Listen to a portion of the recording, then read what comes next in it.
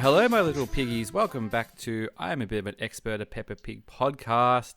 I'm your host, Josh Chapman, and over the other end of the line, live from Adelaide, is the other host of the podcast. It's Matt Frost. How you doing, mate? I'm good, thanks, Josh. How are you? Oh, I'm going pretty well. We're off on a bit of a treasure hunt today, Lovely. and we'll see what we can find. Just before we actually get into the nitty gritties of this, I went on my own little treasure hunt today. I was at Camberwell Market, which is sort of like a trash and treasure flea markety thing in Camberwell in Melbourne, and I was with my daughter Olive. We had a little sort of Sunday get out of the house, let mummy have a break, kind of thing. Although we've got two kids now, so it's not as much of a break, but it's still something. And we were sort of, I take the stroller and she sits in it for a bit, but she can kind of get out when she likes. And, so work your way through. And then we're pushing up the thing, and then we stopped at one stall, and there was about a dozen Peppa toys on the ground, little plushies. And Olive got out, and she's having a look around, and I go, "Oh, look, Olive, there's Emily Elephant, there's Candy Cat, there's Danny Dog, there's Susie Sheep. There's Peppa Pig, Daddy Pig, Mummy Pig," and the lady who was running the store looked at me and went, "Wow, you certainly do know a lot about Peppa Pig." Well, I am a bit of an expert. Well, I had to bite my tongue. I was going to say, well, I do actually have a podcast about Peppa Pig, if you must know. But I didn't. I just said, "Oh, yeah, it's in my world. It's in my world." But but basically, I was kind of going, we don't really need any more toys, Olive. But she was getting a bit attached to this Pepper and a Susie Sheep, and the lady said, "Oh, look, you can have them both for $5." And I said, "All right, Score. We'll score. We'll do that." So Olive was very happy. So she was sort of walking along behind me. She had the Pepper and the Susie, and she was sort of getting them to chat to each other and do. And she kept sort of falling behind. And I just said, "All right, look, you're gonna have to get in the stroller because I'm gonna keep losing you because you're not concentrating." And then we were going down the hill towards the end of the market. And then I was sort of pushing along, and then I went a dun-dun. There was like a bump. And then I looked out, and Susie Sheep had been driven over by the stroller. And Olive just looked, and I picked Susie Sheep up the ground, and she basically had tire marks across the front of her. And Susie, it was the toys were in very good nick. So the Susie Sheep previously was bright white, like she hadn't been played with a day, and now she looks like roadkill. Yeah, look, it's hard. Did Olive mind? She didn't love it at the time. She didn't take it very well to start with, but she got over it in a couple of minutes, and we sort of looked at some other stalls, and she got a bit distracted, and then she took it home, and we're still kind of wondering whether we can bring her back from the brink. I might take a photo of her, and I'll put it on the Instagram, and we'll have a look. It's funny with toys like Sarai was very much into Octonauts. I don't know whether they're in your wheelhouse or not. But no, I know of them, but they haven't made it on at our place. But Beanie likes them too, but she's probably she sort of got a bit attached to a couple of the toys. She took them down the beach last night and was playing in the surf with them. Oh. And Shellington, who's an Octonauts character, got washed out to sea. Never to be seen again. And well, that's what I said. Because honestly, like Shellington, if you don't know, is brown. And this beach is full of brown rocks, that just get tumbled onto the beach, it's just where we swim. And I'm like, we were at dusk, the sun was actually below the horizon. It's not coming back. And there were three kids, between probably 8 and 12, playing around us, and they heard Beanie crying about this Shellington. They went out swimming and they found it. They found Shellington floating about 10 meters offshore, face down in the water. Lucky they didn't drown chasing that toy. It's a funny little beach. It sort of breaks on the beach, but there's no real undertow or anything like that. And these kids were swimming out there all the time, but they just made it their mission. I'd forgot that they even said that they were going to try and find it. Next minute, this kid's yelling at me from about 20 meters away, going, "Found it!" Very waterlogged Shellington. Yeah, well, they're hard plastic, so it didn't matter. But yeah, Oh, good. I wasn't sure yeah. if it was plush or something, and it just came back No, just no, no, sopping. no. But I'm just like, so me and Karina were giving this kid a standing ovation, like from the shore, going He like, said that'll be $20, old man. yeah, well, oh god, they're not worth anything. But like Beanie, had been tired in the afternoon, and was just standing there looking like her husband had been washed out to sea, and crying on the shore, and it's like, I don't know if we're going to be we'll probably have to pack up and go home. And these kids have found it, Shellington. It was amazing stuff. Well, I don't think Pepper in the treasure hunt finds anything as good as we've had in the last couple of days here, but we are on the treasure hunt. And what goes down in treasure hunt, mate? Treasure hunt's a good one. It actually starts at the grandparents' house. I wonder if that's a first. Because I remember it sort of open going, that's not their house. Whose house is this? So, Grandpa Pig and I don't know if we ever really quite get right whether it's Granddad Pig or Grandpa Pig, but the grandparents are preparing a treasure hunt for Pepper and George for them to come and enjoy when they come over for the afternoon. And that's a lot of effort. A lot of effort. They've got a full-on treasure chest. It's buried. There's a treasure map. But they've timed it down to the last few minutes because it's all happening just as Pepper and family arrive, and then Pepper and George enjoy quite a wonderful little treasure hunt.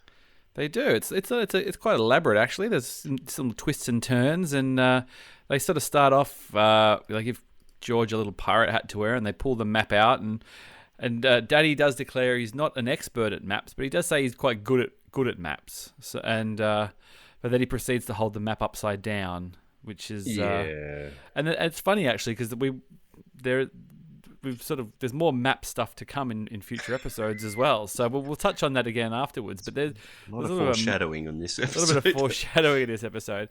So Daddy Pig kind of gets the map wrong, but the kids manage to follow it up, and they find a bottle with another clue in it. And then there's a dig at Grandpa Pig about his handwriting, which he doesn't like at all. He gets very offended by that. No, he's what's your handwriting like? Are you a good handwriter? It's terrible. It is terrible. It is. I can't. I basically can't. I've lost the ability to handwrite pretty much. I've pretty much lost the ability to do it. It's just a skill that's completely deserted me. So anytime we have Christmas cards or birthday cards or something, I have to get Kat to write it. And the only time I have to write in cards is when I'm writing a card to her for her birthday or Christmas or something, and it just looks like a 4-year-old wrote it. It's just the most terrible scrawl. Oh my god! Like, what's going to happen? Like in a zombie apocalypse, and you've got to give messages to people, and nobody can understand them. Oh, I'd have to just sit there because sometimes you have to, occasionally I have to fill in like forms, or very rarely, and just, I think maybe my mortgage form was the last form I had to fill in, and I took very carefully took my time to, I used to have all right handwriting back in the day, because I'm assuming they still teach handwriting at school. I don't even know. Kids still have to handwrite everything? Mate. Yeah. Okay. I don't know. Maybe they killed it off. We need to know how to mark our caves and stuff. I have beautiful handwriting. Oh. And I come from good handwriting stock. My mother was a handwriting champion. So bloody hell! There's a belt in the family. Oh yeah. She won a prize for handwriting, and I often get remarked on my handwriting. So. Oh wow! All right, well we better. You can do all the correspondence though. You can respond to all the fan mail that we get handwritten. Dear Sir, Madam, thank you for complaining about our podcast. You'll be like Ringo in The Simpsons, just replying. Spending 30 years replying back to all the mail. So they follow these little clues to some arrows, then they find a key, which is sort of the next part of the clue, and then it sort of refer back to the map, and it's X marks the spot. The treasure is between two trees, and Pepper proceeds to sort of find the trees and the spot, and there's a sort of little brown spot where it looks like it's there, and Daddy Pig gets the shovel and gives it about 2 pushes and gives up. Yeah, it's not the Daddy Pig I know, really. Yeah. But everyone has an off day. A little bit less determined, but he sort of gets the 2 and kind of goes, oh, well, I guess there's nothing in there, even though, X marks the spot. And then he gives it one more sort of tap, and he feels something, and then they pull down and they pull out this huge treasure chest, which is I guess Granny and Grandpa Pig just happen to have lying around.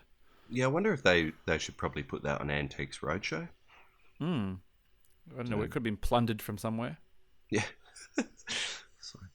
You're actually sitting on a bit of a gold mine here, but yeah. Until you covered it with dirt. Yeah. So what's in it, Josh? Come on. Well, it's beautiful, sparkly, shiny gold. So you think, and Daddy Pig gets all very excited because he goes, "Oh, it's proper gold," and then he's actually corrected that it's not proper gold; it's actually chocolate coins. Yeah, the chocolate coins I've seen aren't that convincing. So I think maybe Daddy needs to update his prescription a bit. But yeah, and there was one each for everyone in the party, which just, I don't know about you, but just one chocolate coin for a whole afternoon's digging. Yeah, I didn't feel like Mummy Pig really pulled her weight on this one either, and she just gets to share the loot. I mean, I guess she did sort of figure out the map, but Daddy Pig was doing the digging, even though he was kind of rubbish at it. But the hard graft. But it's nice that everybody gets something. Is it? I don't know. Yeah, but it wasn't a bad episode. Yeah, it's a fun little episode. It's a little bit more simple, especially when you jump into the heights, the big ensemble pieces, the ones that we really like. But yeah, it's not a bad little one. I'd probably expect a little bit more from them, but you got to have your dips and your troughs. Yeah, and Granddad Pig is full Granddad Pig in this episode, and he's a bit of a curmudgeon, isn't he? Yeah, he's one of my favourite characters. I love him. So yeah, he makes it for me. So yeah, he's your shining light this week. Absolutely, yeah. When he gets a bit of stick for his handwriting, it's just the best. So yeah. Well, that would never happen to you, mate, because yours is flawless. I'm sure that you would be very offended if somebody had a dig at your handwriting, whereas I would be like, yep, you're completely right. It's well deserved. I'd be mortified.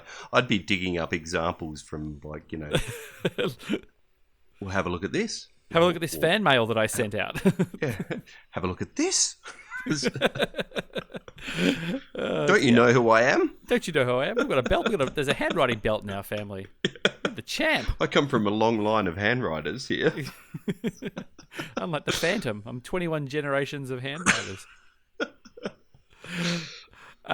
Yeah, so a fun little episode. It's never going to break any records, but not a bad little one. I think we've really had your closing thoughts. You've given us your MVP for the episode. Nothing else to add there? Probably jumped ahead there. Yeah. I'm done, mate. Excellent. Well, thanks for listening. You can catch us at Peppa Pig Pod for all the socials. You can leave us a review on iTunes or tell your friends. And thank you to everybody who continues to download it. Really appreciate it. And we'll be back next time with, well, this one rings true. Not very well. Very good. So, thanks again, mate. Yeah, thank you, Josh, and good night, little piggies. Yeah, we're playing a tune and we're singing a song with a bang and a bong and a bang. Bong, bang, boo, bing, bong, bing, bing, bong, bingly, bongly, boo. Bong, bing, boo, bing, bong, bing, bing, bong, bingly, bongly, boo.